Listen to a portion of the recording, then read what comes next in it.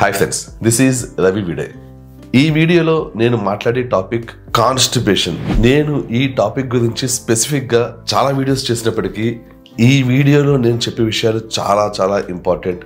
ఈ విషయం బాగా క్లియర్గా మైండ్లోకి ఎక్కించుకోండి. కాన్స్టిపేషన్ అనేది చాలా చాలా చాలా నెగ్లెక్ట్ చేయబడుతున్న ఒక హెల్త్ సమస్య. బట్ ఇది మన ప్రయారిటీలో టాప్ 1 ఉండాలి. నేను చెప్పేది వాస్తవం, నిజం. ఆ విషయం గుర్తుంచుకోండి. అనేక మంది పేషెంట్స్ని చూసిన అనుభవం మీద నేను చెప్తున్నాను. కాన్స్టిపేషన్ అనేది అస్సలు లైట్గా తీసుకోవాల్సిన సమస్య కానే కాదు. చాలామంది ఓకే రోజు మోషన్ రావట్లేదు, 2 days కోసం వస్తుంది, లైట్ నడిపించేస్తుంది బండి. కొంతమందికి కష్టపడతారు, గంట కష్టపడుతుంది, బాత్రూంలో ఎంతో కొంత మోషన్ వచ్చినట్టు ఉంటుంది, ఓకే నడిపించేస్తుంది బండి. కానీ అలా చేయకూడదు.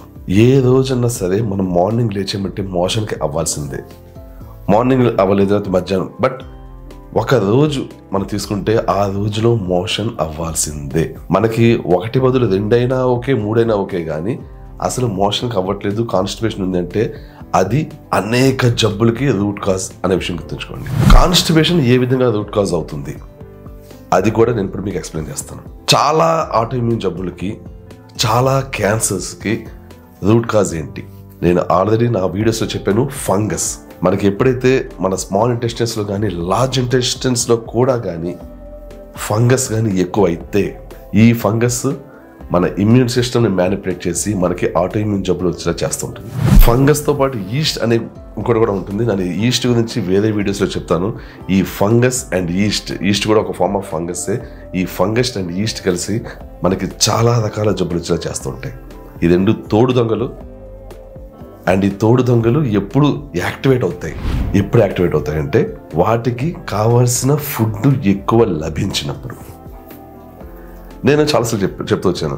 కోవిడ్ వ్యాక్సిన్ తీసుకున్నప్పుడు చాలామందికి ఆటోఇమ్యూన్ జబ్బులు వచ్చినాయి. ఎలాగా?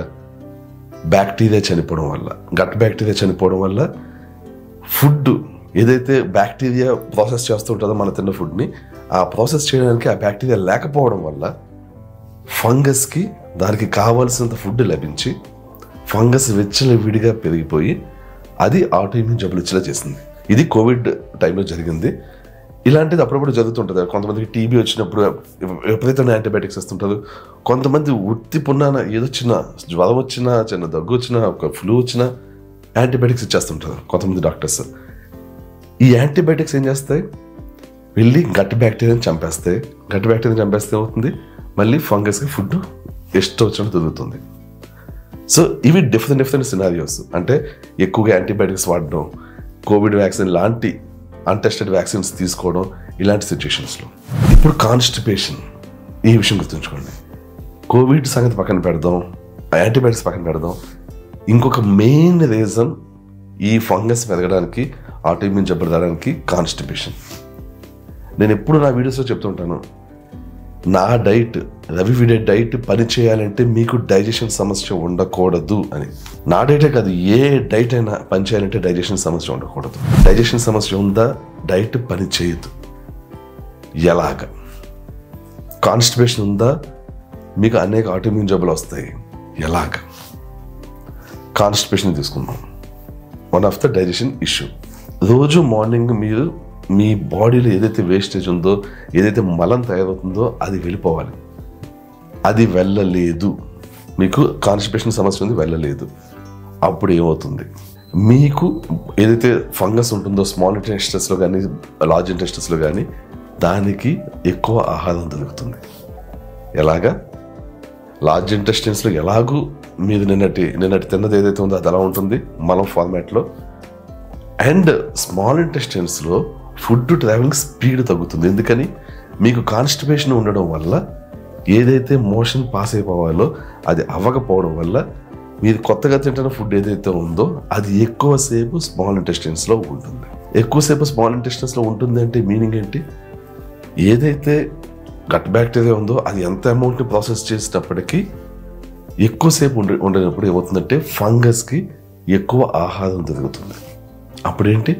ఫంగస్ బాగా తిని, ఎప్పుడైతే ఫంగస్కి ఫుడ్ బాగా దొరికి యాక్టివేట్ అవుతుందో అది ఒకటి మీకు స్కిన్ రిలేటెడ్ ఇష్యూస్ అవ్వచ్చు, ఎందుకంటే ఫంగస్ అనేది చాలా వరకు ఫంగల్ ఇన్ఫెక్షన్స్కి దారి తీస్తుంటుంది. అంటే లంగ్ ఇన్ఫెక్షన్స్ ఇవ్వచ్చు, లేకపోతే యూటీఐకి దారి తీయచ్చు.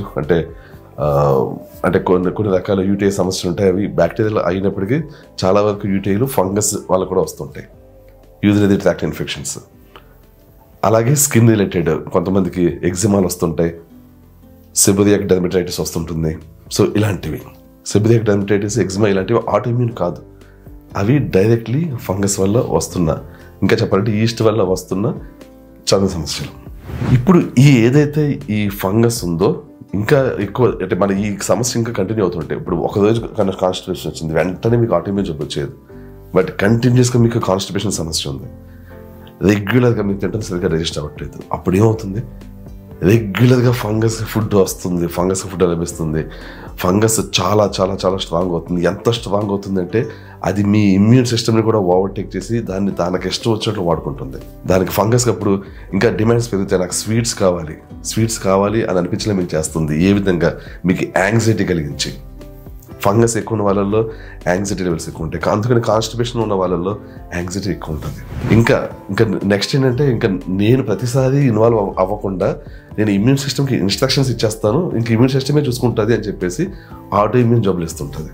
అంటే ఫర్ ఎగ్జాంపుల్, మీరు తింటున్న ఫుడ్లో మీకు కొన్ని ఫంగస్ నచ్చిన ఫుడ్స్ ఉన్నాయి అనుకుందాం. అంటే మీరు కారం కానీ చింతపండు కానీ ఇలాంటివి ఫంగస్కి ఇష్టం లేని ఏమైనా తింటున్నాం అనుకుందాం. అప్పుడేంటి, మిమ్మల్ని ఆపాలి.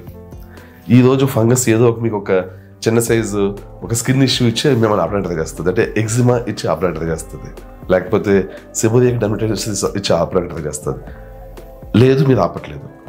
ఇలా కాదు, వీడికి 10 మినిట్గా ఒకటి ఇచ్చేద్దాం, ఒక ఆటోఇమ్యూన్ జబ్బు ఇచ్చేస్తే అప్పుడన్నా వీడు ఫుడ్ని, నాకు ఇష్టం కాని ఫుడ్ని తిండు అని చెప్పి ఏం చేస్తుంది, ఏ రొమటాయిడ్ ఆర్థరైటిస్, ఏ ఎస్ఎల్ఈనో, ఏ టైప్ 1 డయాబెటీస్ చిన్నపిల్లలు అయితే, ఏ సోరియాసిస్, ఇలా ఏదన్నా ఇవ్వచ్చు.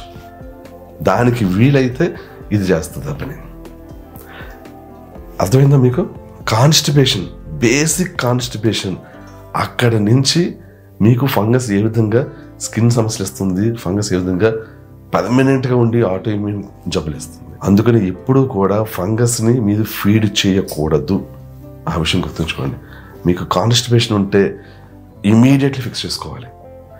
మీ పిల్లల విషయంలో చాలా జాగ్రత్తగా ఉండండి. ఈ మధ్య నేను చాలామంది పేషెంట్స్ని చూస్తున్నాను, వాళ్ళ పిల్లలకి ఇలా టైప్ 1 డయాబెటీస్ వచ్చింది, ఎలా క్యూర్ చేయాలి చెప్పండి, మా పిల్లలకి ఇలాగా చిన్నప్పుడే సోరియాసిస్ వచ్చింది, చిన్నప్పుడే ఎస్ఎల్ఈ వచ్చిందని చెప్తే వాళ్ళు వస్తుంటే గుండె తరుక్కుపోతుంది. నిజంగా ఆ సమస్య ఏంటి అని ఆరా చేస్తే తెలుస్తుంది ఏంటంటే, వాళ్ళల్లో ముందు కాన్స్టిపేషన్ ఉంటుంది. కాన్స్టిపేషన్ ఉన్నప్పుడు ఈ పేరెంట్స్ పట్టించుకోలేదు, జస్ట్ కాన్స్టిపేషనే కదా అనుకున్నారు, చిన్న పిల్లోడే కదా, లేకపోతే చిన్న పాపే కదా అనుకున్నారు. బట్ అదే వాళ్ళకి భయంకరమైన ఆటోఇమ్యూన్ జబ్బులు ఇచ్చేలా చేస్తుంది.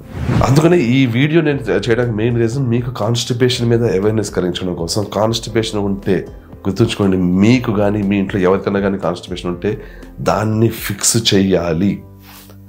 నిజానికి కాన్స్టిపేషన్ ఫిక్స్ చేయడం చాలా ఈజీ, చాలామంది విషయంలో. చాలా రేర్ కేసులు కొన్ని చూసాను ఈ మధ్య, వాళ్ళకి ఫిక్స్ చేయడం చాలా కష్టంగా ఉంది. ఎస్పెషల్లీ ఇది నేను ఎవరినో నెగిటివ్ చేయడం కోసం కాదు, మార్నింగ్ ఎక్కువ నీళ్ళు తాగిన వాళ్ళు, చాలా కాలం పాటు ఒక సంవత్సరం తరబడి కొంతమంది మార్నింగ్ లేచినట్టు లీటర్ పావు నీళ్ళు తాగితేనే కానీ మాకు మోషన్ వెళ్ళట్లేదని తాగిన వాళ్ళు ఉంటారు చూసారా, వాళ్ళల్లో అస్సలు గట్టు మొటిలిటీ ఉండట్లేదు, అస్సలు ప్రేగులు కదిలిక ఉండట్లేదు, లార్జ్ ఇంటెస్టైన్స్లో మాస్ మూమెంట్స్ రావట్లేదు. వాళ్ళకి ఎన్ని టాబ్లెట్స్ ఇచ్చినా, పొదువిక్టి ఇచ్చినా, బీటీఎన్హెచ్ఎల్ ఇచ్చినా, సూపర్ ఎంజైమ్స్ ఇచ్చినా, ఎన్ని అవైలబుల్ సప్లిమెంట్స్ ఉన్నాయో అన్ని ఇచ్చినా కూడా వాళ్ళకి మూమెంట్స్ రావట్లేదు. సో కాన్స్టిపేషన్ ఫిక్స్ చేయడం కోసం ఇలాంటి పనులు మాత్రం చేయొద్దు. పొద్దున్నే లేచి లీటర్ పావు నీళ్లు తాగడం, ఇలాంటి మిస్టేక్స్ పొరపాటు కూడా చేయొద్దు. లైఫ్ లాంగ్ బాధపడుతుంది, లైఫ్ లాంగ్. గుర్తుంచుకోండి, కాన్స్టిపేషన్ని ఫిక్స్ చేయడానికి అనేక మార్గాలు ఉన్నాయి, సేఫ్ మార్గాలు ఉన్నాయి. ఇంగ్లీష్ మెడికేషన్ మీద కూడా పూర్తిగా డిపెండ్ అవ్వకండి. సప్లిమెంట్స్ తోటి చాలా బాగా కాన్స్టిపేషన్ ఫిక్స్ చేయొచ్చు, అండ్ లైఫ్ స్టైల్ చేంజెస్ తోటి కూడా చాలా బాగా కాన్స్టిపేషన్ ఫిక్స్ చేయొచ్చు. బట్ ఎనీ కేస్, ఈ వీడియో యొక్క పర్పస్ ఏంటంటే కాన్స్టిపేషన్ ఎలా ఫిక్స్ చేయాలన్నది కాదు, కాన్స్టిపేషన్ మీకు ఉంటే మాత్రం అది ఫిక్స్ చేయడానికి ఇమ్మీడియట్లీ మీరు యాక్షన్ తీసుకోండి.